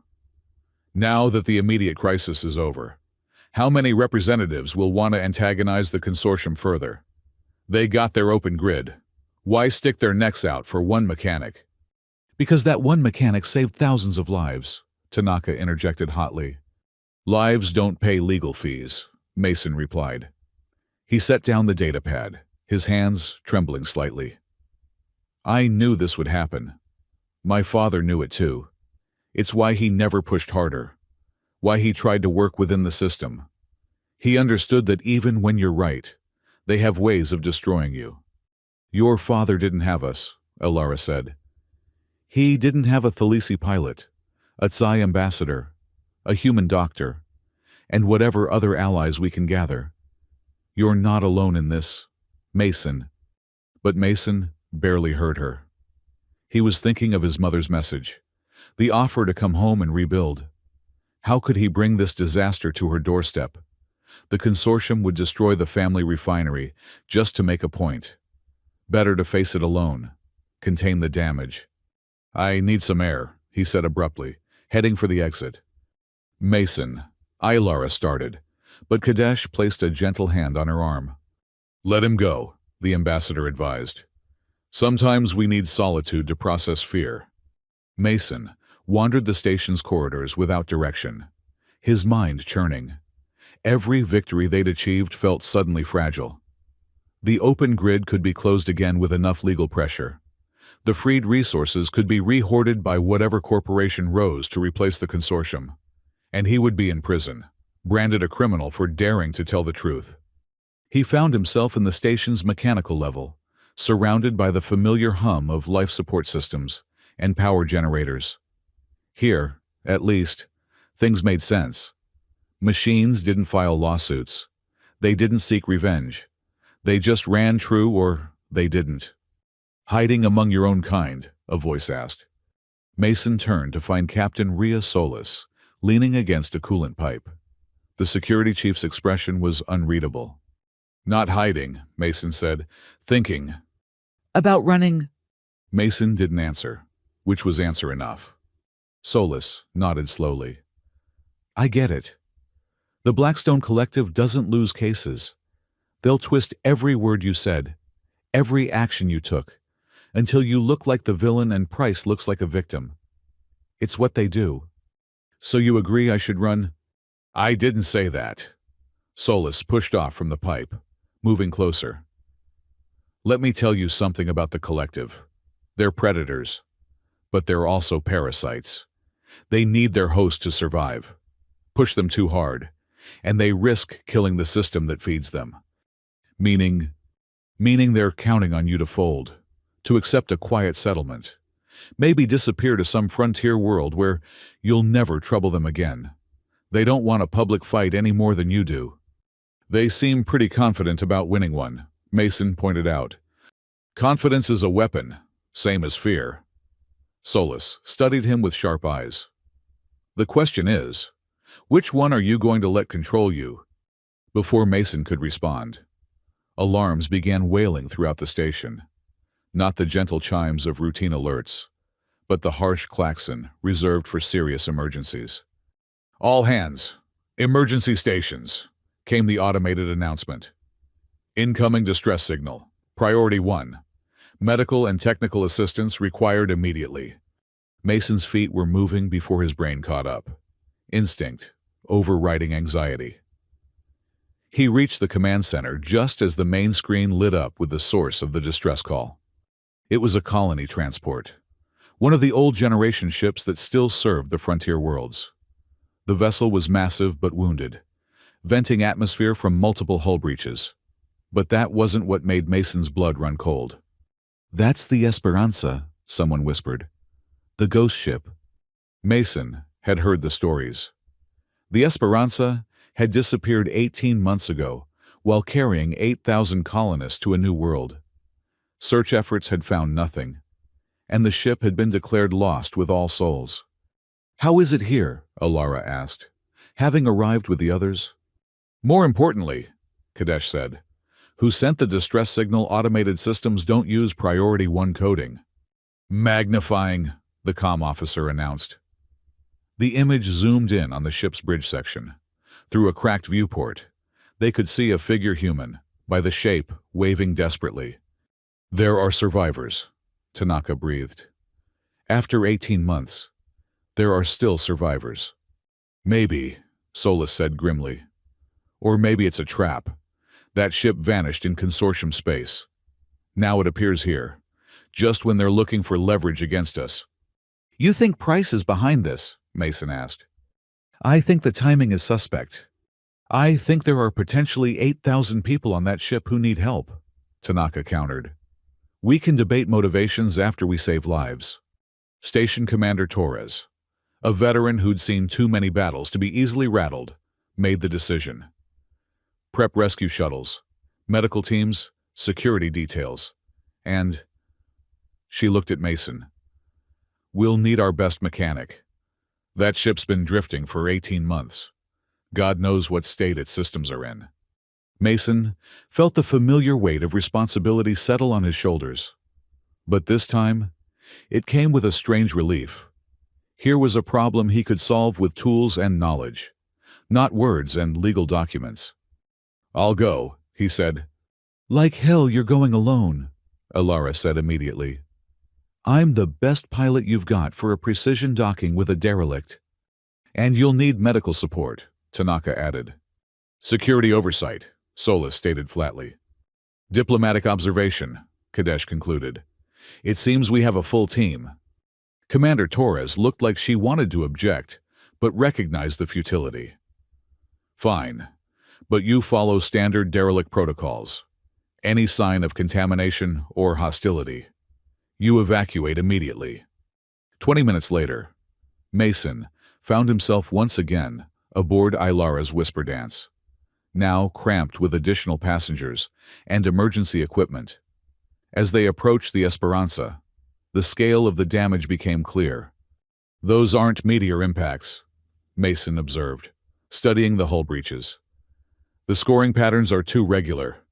That's weapons fire." 18 months old, by the oxidation patterns, Solus confirmed. "Someone attacked them right after they vanished." "Pirates," Tanaka suggested. "In consortium space," Solus shook her head. "Not likely. They had protection contracts with every major security firm." Mason felt a chill that had nothing to do with the ship's temperature. Unless the protection was the problem. The docking was delicate work. Alara's hands danced over the controls with surgical precision, matching the derelict's slow tumble and finding a bay that still held atmosphere. The magnetic clamps engaged with a satisfying thunk. "Atmospheric readings are marginal but breathable," Mason reported. "Gravity's out, but the emergency power is still cycling. Someone's been maintaining it." They moved through the airlock in formation, Solus leading with her weapon drawn. Mason and Tanaka in the middle with their equipment. Kadesh and Alara bringing up the rear. The corridor beyond was a nightmare of frost and shadows, emergency lights flickering in patterns that suggested failing power cells. "Hello," Mason called out, his voice echoing strangely in the thin air. "We're here to help." Movement ahead quick, furtive. Solus raised her weapon, but Mason put a hand on her arm. "Wait." A figure emerged from the shadows. Human, but barely recognizable as such. 18 months of minimal rations and recycled air had taken their toll. The man was skeletal, his clothes hanging off his frame, but his eyes burned with desperate hope. "You came," he whispered, then louder, calling back into the darkness. "They came. The rescue is here." More figures appeared, dozens of them, all in similar states of deprivation. They moved like ghosts through their ghost ship, gathering in the corridor with expressions of disbelief and dawning joy. "I'm Chief Engineer Coleman," the first man said, his voice stronger now. "We've been waiting so long. The children. We need to get the children to safety first. The medical bay. There are people in stasis who need—" "Slow down," Tanaka said gently, already running her medical scanner. "How many survivors?" 317, Coleman replied promptly. "Out of 8,000. We've been counting every day. Every damn day for 18 months. Mason felt his throat tighten. Less than 4% survival rate. "What happened?" Coleman's expression darkened. "Contractors. Helix Corporation contractors. They were supposed to be our security escort. Instead, they tried to take the ship. Said the colonists were being redirected to private development opportunities." "Slavery," Solis said flatly. "We fought back," Coleman continued. "The captain initiated emergency protocols, vented the sections they'd taken, but they'd already sabotaged our navigation, our communications. We've been drifting ever since, trying to keep the core systems running, hoping someone would find us. The distress beacon. I got it working 3 days ago. Used parts from—" Coleman's voice broke. "From the stasis pods of people who didn't make it. They would have wanted their components to save others." Mason knelt by a nearby panel, checking the readings. The Ingenuity was heartbreaking systems, cannibalized and repurposed.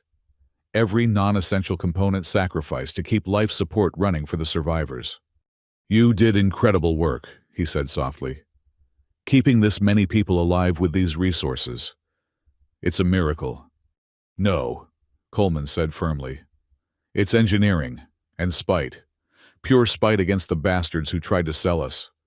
Over the next hours, they coordinated the evacuation. The survivors were transferred in groups to the station, Tanaka triaging the most critical cases, while Mason and Coleman worked to extract data from the ship's computers.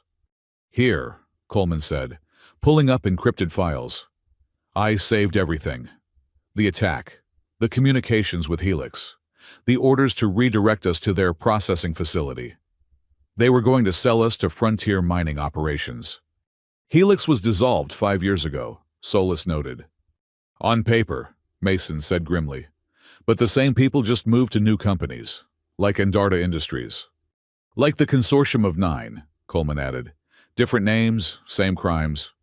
Mason copied the files, his mind already racing. This wasn't just evidence of past crimes, it was proof of an ongoing pattern. The same network that hoarded resources also trafficked in human lives when the opportunity arose. "Mr. Hale," Kadesh said quietly, having remained silent through most of the rescue. "This changes things." "Does it?" Mason asked bitterly. "We have proof they're murderers as well as thieves. You think that matters to the Blackstone Collective?" "It matters to the survivors," Kadesh replied. "And it will matter to the public. Corporate malfeasance is one thing.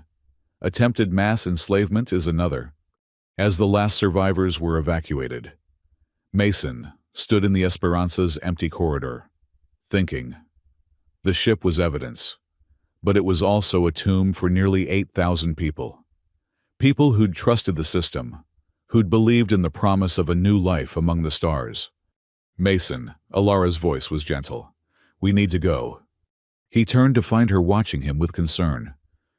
"All those people," he said. "They died because someone saw profit instead of lives." "Yes," she agreed simply.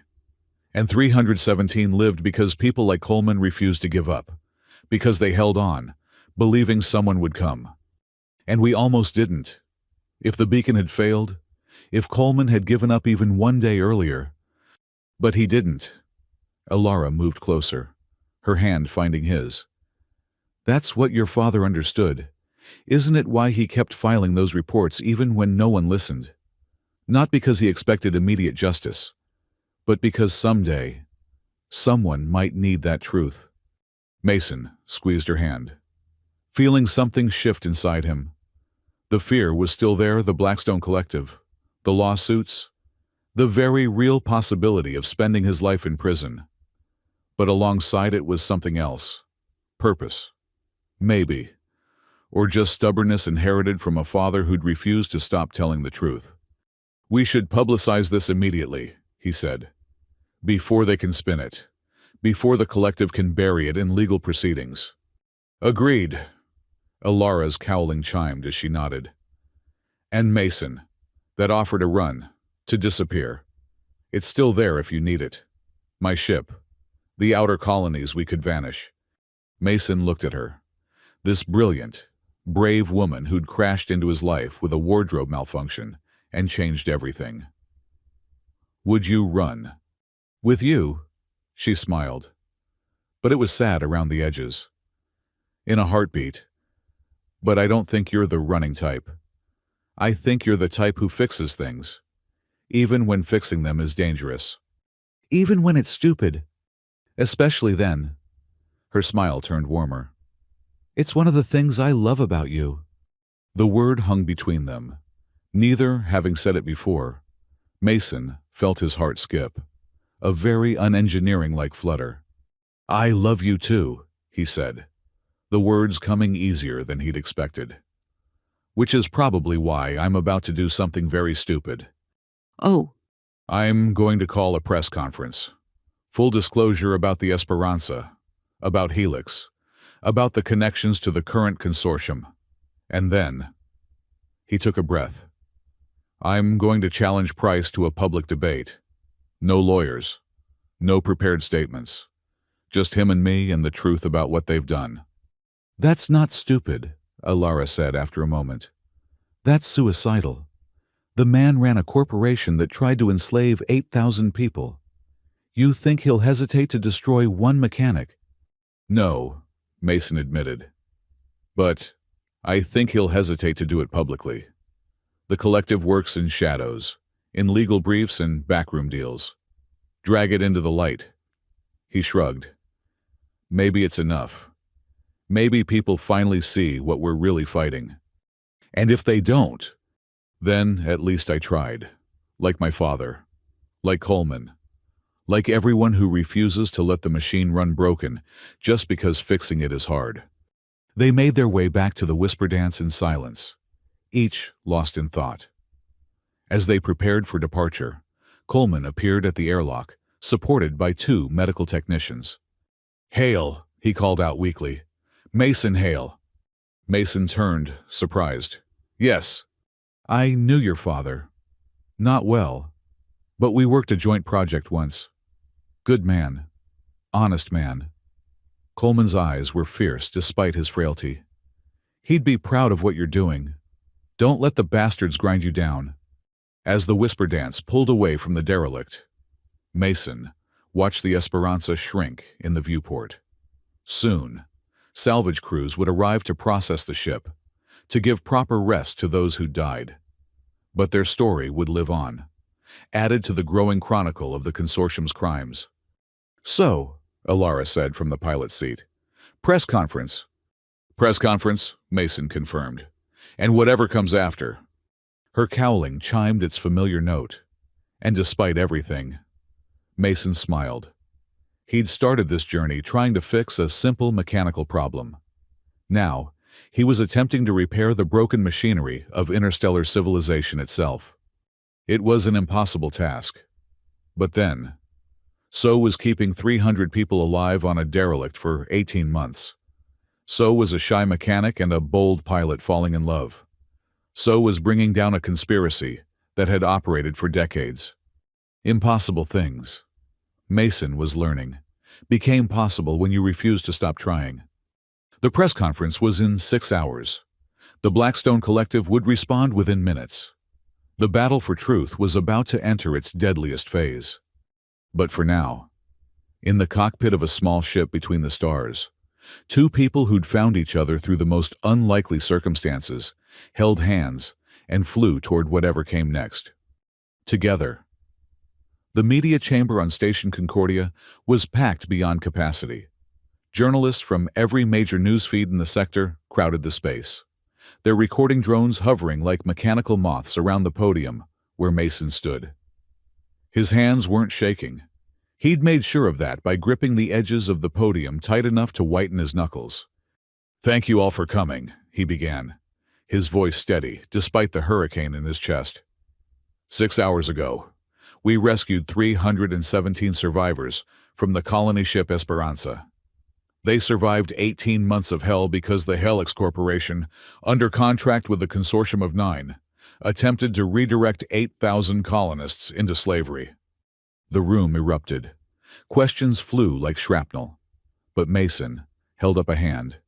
Behind him, the main display lit up with Coleman's carefully preserved evidence communications logs, video recordings, the digital trail of atrocity.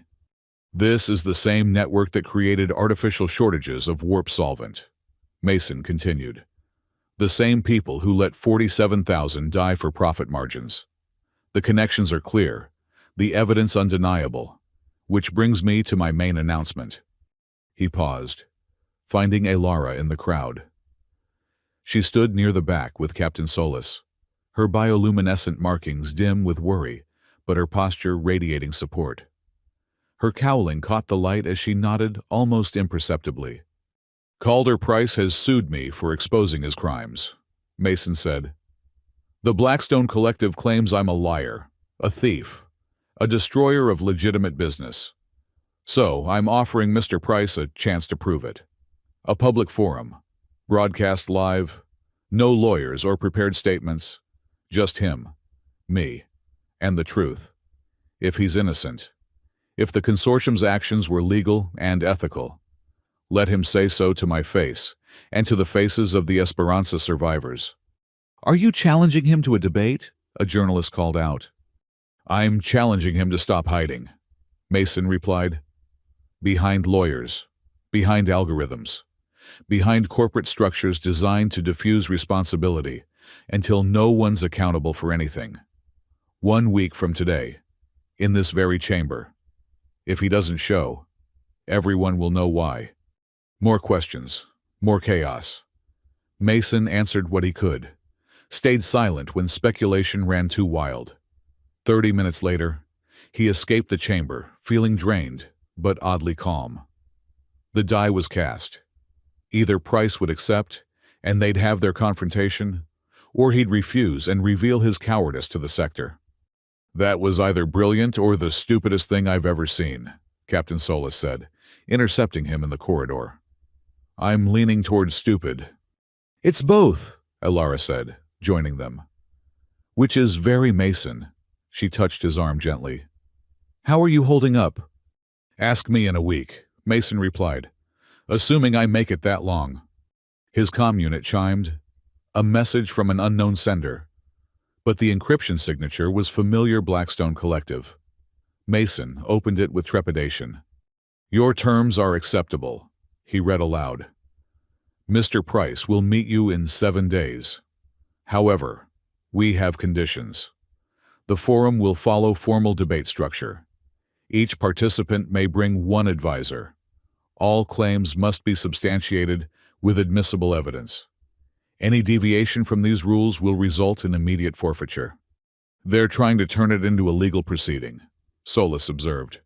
"Control the format, control the outcome." "Let them," Mason said, surprising himself with his confidence. "I've got something they don't." "Which is?" "The truth. And Coleman. And 317 voices they thought were silenced forever." The week that followed was a blur of preparation.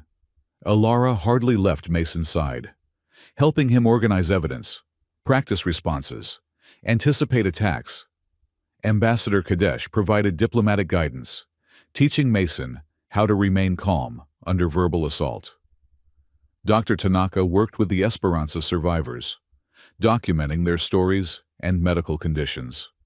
Even Captain Solis contributed, her security background helping them spot the logical traps Price would try to set.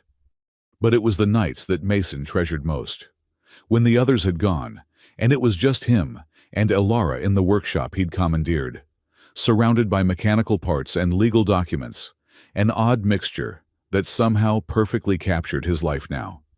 "You know," Alara said on the 4th night, adjusting her cowling and smiling at the familiar ting. We never did get that romantic cruise to the nebula. Mason looked up from the deposition he was reviewing. Somehow, hunting shadow fleets and rescuing ghost ships wasn't quite the same. Oh, it had its moments. She moved behind him, her hands settling on his shoulders. But I was promised scenic views and quality time with my mechanic. Instead, I got conspiracy theories and legal briefs. I'm sorry, Mason started, but she silenced him with a gentle squeeze. Don't be. This is who you are, someone who can't see a broken system without trying to fix it. I fell in love with that person, not some idealized version who'd abandon everything for a pleasure cruise. Mason turned in his chair to face her. After this is over, win or lose, we'll take that cruise. A real one. No conspiracies. No rescued colonists. Just you and me and whatever nebula you want to see. Promise. I promise. He stood, pulling her close. Though, knowing our luck, we'll probably discover another shadow fleet or stumble onto a secret colony of refugees. Probably, she agreed, laughing. But at least we'll be together when it happens. Her cowling chimed as she leaned in to kiss him. And for a moment, the upcoming debate and all its consequences faded away. There was just this two people who'd found each other through the most unlikely circumstances, holding tight against a universe that seemed determined to tear them apart. The night before the debate, Mason couldn't sleep.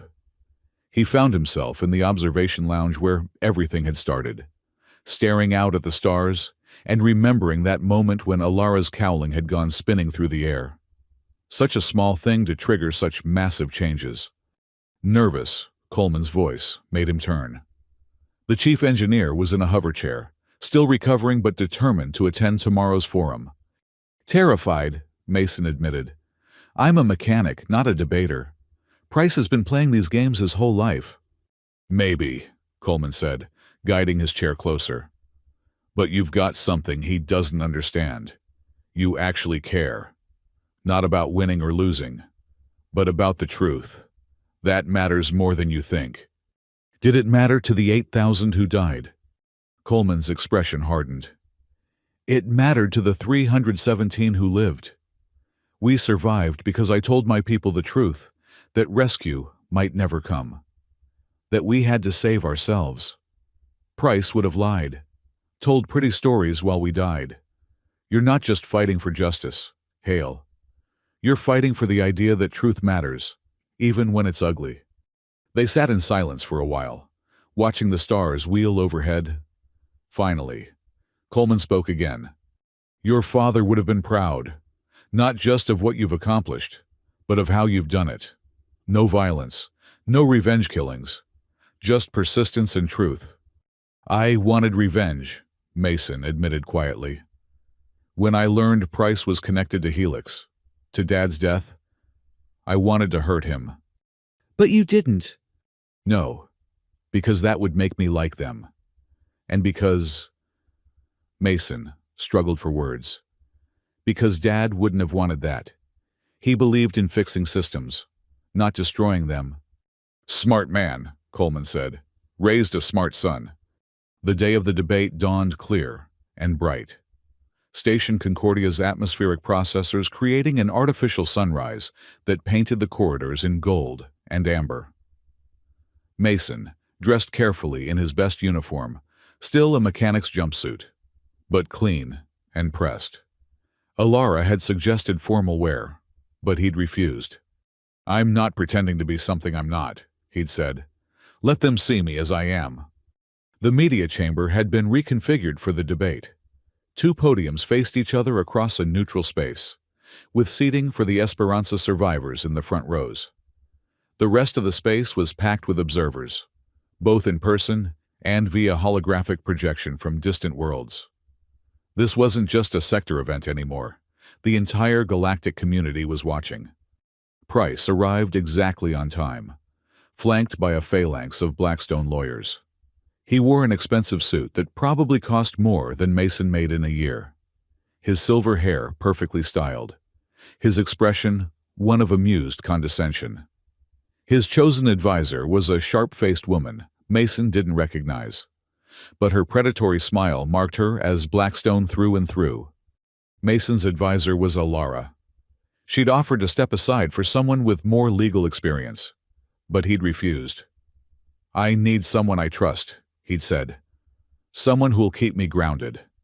She stood beside him now, her formal diplomatic attire making her look like visiting royalty. Her cowling gleamed, and when she shifted, it made its soft sound a reminder of how far they'd come. "Gentlemen, lady." The moderator began a neutral AI construct designed to ensure fairness. "The rules have been established. Each participant will have equal time to present their case and respond to questions. Evidence must be submitted through proper channels. Any violation of debate protocol will result in forfeiture. Is this understood?" "Understood," both men replied. "Then let us begin. Mr. Hale, as the challenger, you have the floor." Mason stepped forward, his heart hammering but his voice steady.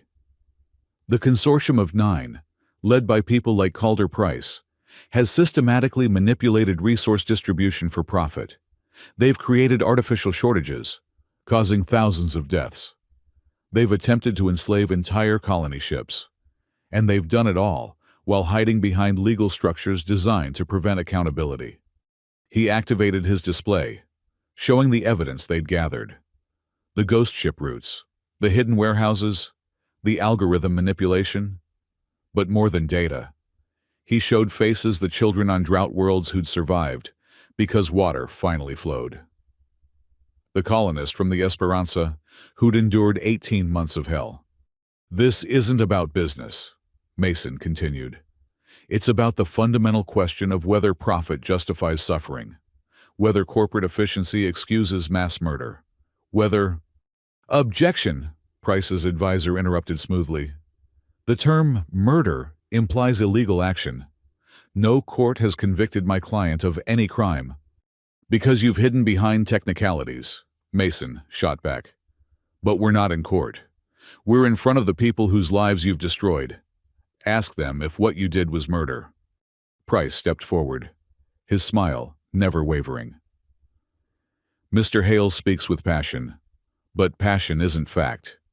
Yes, the consortium made difficult decisions during resource shortages. Yes, some of those decisions had unfortunate consequences.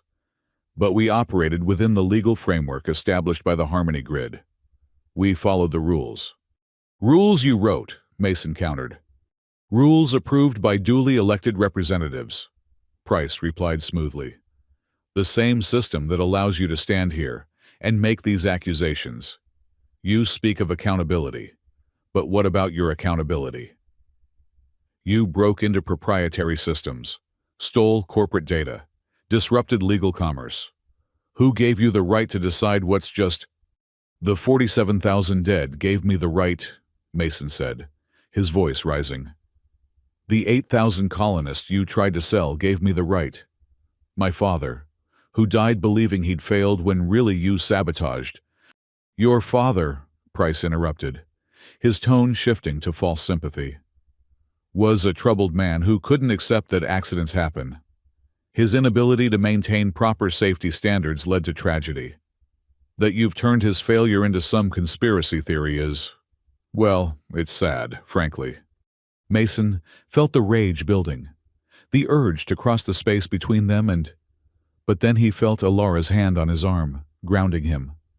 Her cowling chimed softly, and he remembered who he was. Not a brawler, a mechanic, someone who fixed things with patience and precision. "You want to talk about safety standards," Mason said, his voice deadly calm. "Let's talk about Purchase Order 7739 Alpha, dated 5 years ago.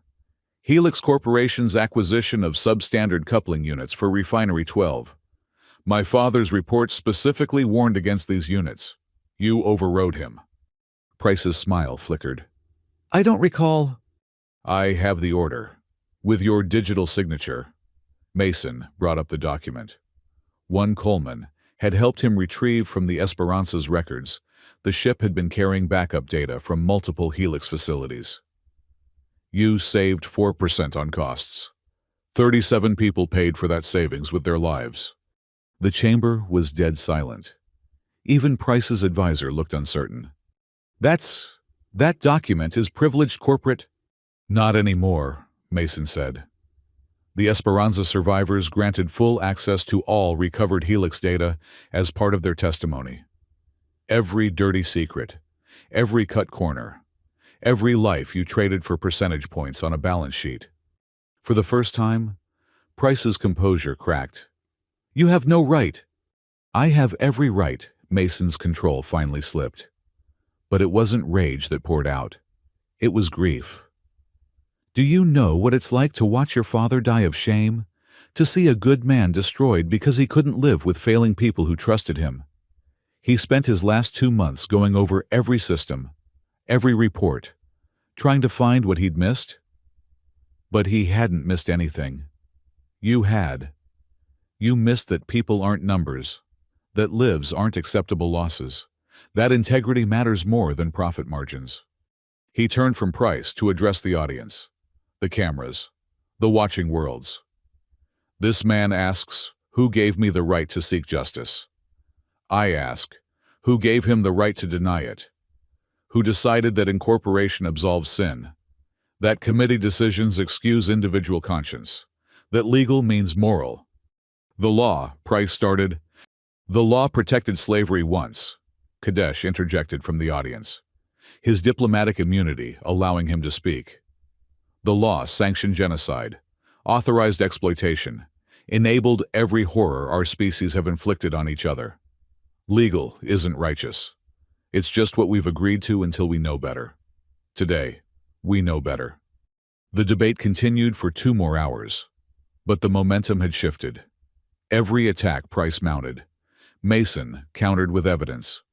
Every legal justification met survivor testimony. When Price tried to paint Mason as a vigilante, Coleman wheeled forward to describe 18 months of eating recycled protein while consortium warehouses hoarded food. When the Blackstone advisor suggested the open-source algorithm would collapse commerce, economists in the audience shared real-time data showing improved distribution efficiency. Finally, the moderator called time. Both men made closing statements, Price clinging to legal frameworks and corporate necessity, Mason speaking of human dignity and the courage to fix broken systems. Then it was over, and the waiting began. There would be no formal verdict from this debate, no judge to declare a winner, but in the court of public opinion, the results came swiftly. Within hours, protests erupted at consortium facilities across the sector. Shareholders demanded investigations. 3 of the 9 issued statements distancing themselves from Price's actions. But the real victory came 3 days later, when the Blackstone Collective quietly withdrew their lawsuit against Mason. No explanation, no fanfare, just a terse notice that all claims had been dropped. "They're running," Captain Solis observed, reading the notice in Mason's workshop. "Cutting their losses before the criminal investigations really heat up." "Let them run," Mason replied, not looking up from the coupling he was repairing. His hands needed something to do, something simple and mechanical after weeks of legal complexity. "The survivors deserve criminal trials. But that's not my fight anymore." "No," Alara asked. "What is your fight now?" Mason set down his tools, considering. "Same as always, fixing what's broken. The grid still needs monitoring. The algorithm needs refinement. And," he smiled slightly, "Mom's been asking when I'm coming home to help with the refinery. Thought maybe we could stop by on our way to that nebula." Alara's markings brightened. "If you want. I mean, if you're not busy with diplomatic missions or—" She silenced him with a kiss, her cowling making its familiar sound. "I think I can clear my schedule. Besides, someone needs to make sure you don't get distracted by every broken machine between here and there." "Just the important ones," Mason promised. A week later, they stood again in the observation lounge where it all began. The Sagitta was preparing for departure, heading out on another routine run that Mason would ensure stayed routine. The open-source algorithm hummed along perfectly, distribution flowing freely for the first time in decades. The Esperanza survivors had been relocated to new homes, their testimony fueling ongoing investigations. And somewhere, in a corporate boardroom, the remaining members of the consortium were learning that accountability, like gravity, was inescapable if you stayed still long enough. "Any regrets?" Elara asked, leaning against him as they watched the stars. "No," Mason said after a moment. "Dad always said machines don't lie. Turns out, neither do people when you give them the chance to tell the truth." Very philosophical for a mechanic. "I'm expanding my horizons." He pulled her closer. "Speaking of which, that nebula cruise starts tomorrow. Sure you're ready for a whole week with no conspiracies to uncover?" "I packed extra cowlings, just in case one goes flying off again," she teased. "Can't have a proper adventure without a wardrobe malfunction." They laughed together, the sound mixing with the gentle hum of the station's life support. The distant chatter of travelers, the great machinery of civilization running true at last. It wasn't perfect, it never would be. But it was better, and that was enough. Tomorrow, they'd leave for the nebula, then the refinery, then wherever the universe needed a mechanic and a pilot with complementary skills and a knack for finding trouble. But tonight, they had this moment, two people who'd found each other through chaos and conspiracy, standing together in the place where a simple mechanical failure had changed everything. Elara adjusted her cowling one more time, smiling at the ting it made. Such a small sound to have started such a big journey. But then, Mason reflected, the most important fixes often began with the smallest recognition that something was wrong. "Ready to go?" Elara asked. "Ready," Mason confirmed, "for whatever comes next." They walked hand in hand from the observation lounge, leaving the past behind but carrying its lessons forward. Somewhere in the vast machinery of the universe, something was always breaking, but as long as there were people willing to fix it patiently, honestly, together the gears would keep turning toward justice. And if occasionally a cowling went flying off at warp speed, well, that just made the journey more interesting.